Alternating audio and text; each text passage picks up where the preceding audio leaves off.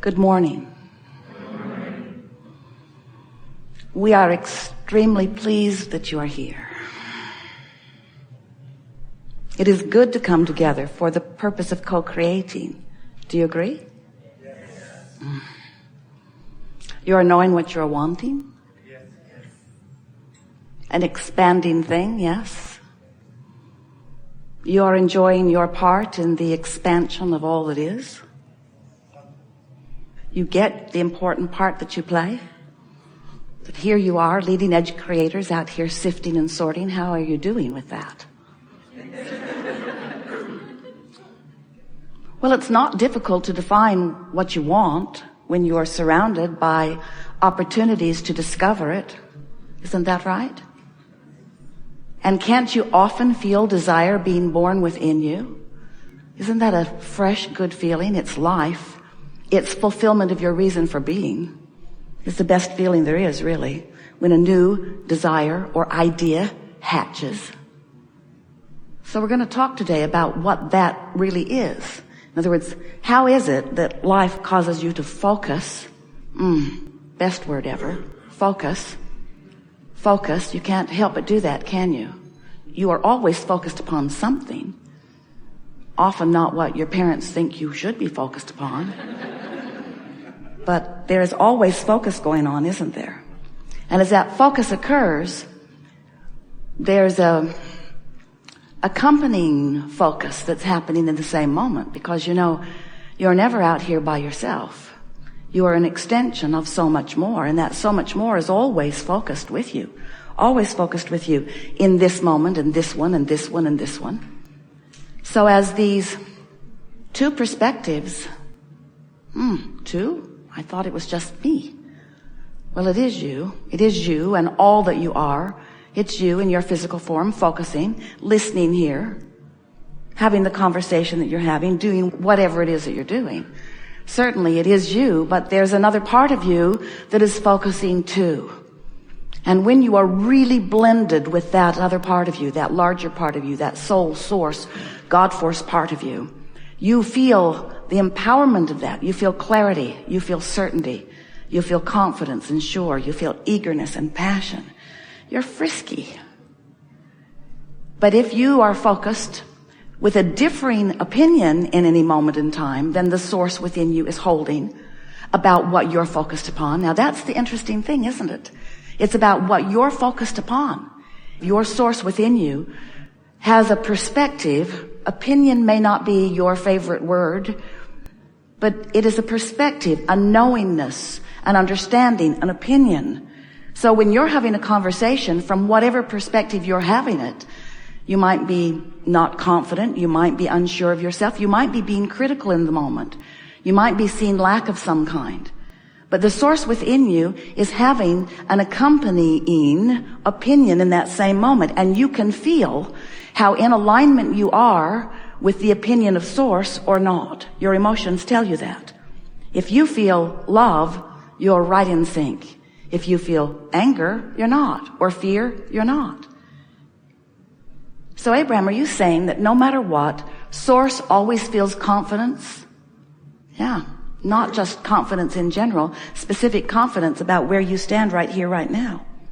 Are you saying that source always feels love?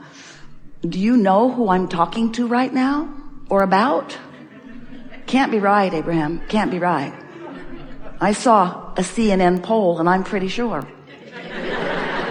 Nobody likes that guy. And you're saying that whenever I feel negative emotion, that it always means 100% of the time when I feel negative emotion, that my opinion is in some sort of vibrational variance from that of source? Yes. Don't you want to know that?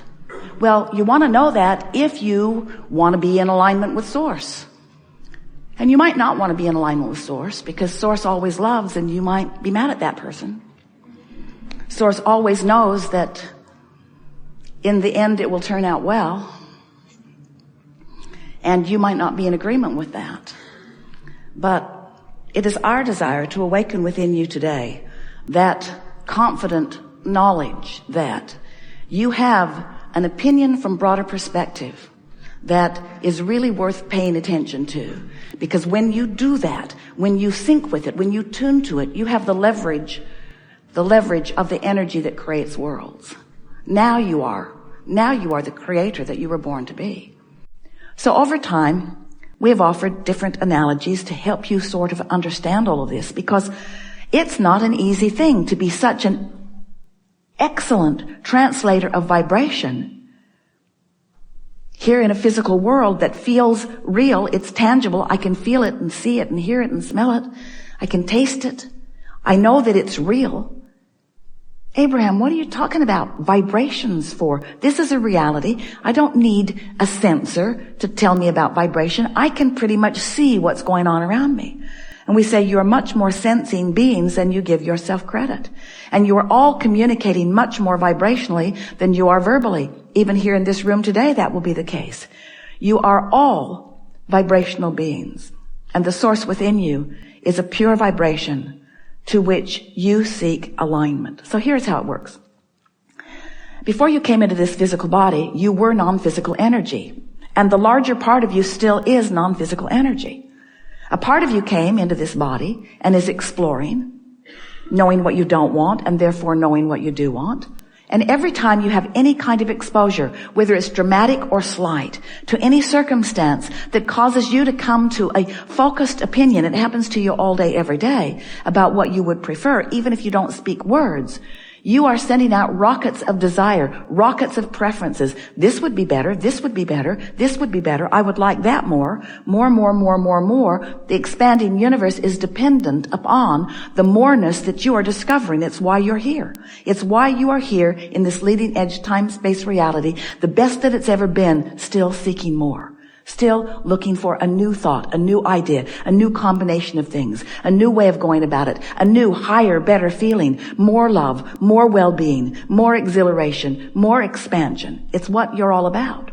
So as life gives you those opportunities to know that, those vibrations emanate from you. You often don't even know that they have, except that while it's happening, you feel higher than you usually do. It's always exhilarating as you launch a vibration. But often you've launched it, but immediately you turn to the absence of what you want. And you begin explaining that you want that more because you've got this less. So without meaning to, you launch a vibration, but you don't keep up to speed with it. But here's the part we really are getting at here. The source within you does get up and keep up to speed with it and maintain the frequency of that which you've asked for. So it's a vibrational touchstone. It's a vibrational guiding light. It's a vibrational reality, a vibrational reality that as you find vibrational equivalency with it, as you get up to speed with it, first you'll feel better and better and better, but you can't get up to speed with it without it then manifesting in your experience. In other words, if you want things and you feel really good about it and you feel consistently really good about it, it's not long at all before it must manifest in your experience. So the way we've been wanting to make this more tangible for you is we've been explaining that each rocket of desire that shoots out of you is held by your inner being in this, what we've been calling a vortex of creation. And some people, it's hard for them to get their thoughts around something that they can't see. But we want you to begin to feel the reality of this vibrational reality, this vortex of creation. And it is our promise to you that all things that you want are vibrationally there. There is a vibrational reality that precedes every manifested reality. So then we want you to understand that once it is launched, and it is all day, every day, you've got a vortex that as you allow it to fill in manifestation, in actualization, in realization, as you let these things that are vibrational be then translated into your experience in what you would call my real life reality. So what is the process that allows those things that are just ideas, just wanted ideas, what brings them into manifestation? Well, what brings them there is you must prepare your vibrational vicinity, which means you and what you're thinking about, what you're talking about, how you're feeling. You've got to prepare the vicinity so that it matches what's going on in the vortex. For a while we said, you got to get in the vortex. You got to get in the vortex. You just got to bring yourself up to speed and the vortex will bring you in. And that is really the way that it is. But it might be easier for you to understand that the preparation is yours to make. In other words, you got to chill out. You got to stop beating the drum of what's missing, or it will continue to be missing. Because the whole time you're beating the drum of, I don't have enough money, or my lover hasn't come yet, or I don't have this, or this opportunity isn't presenting itself to me. I feel that I'm on the verge, but it doesn't quite ever come home to me.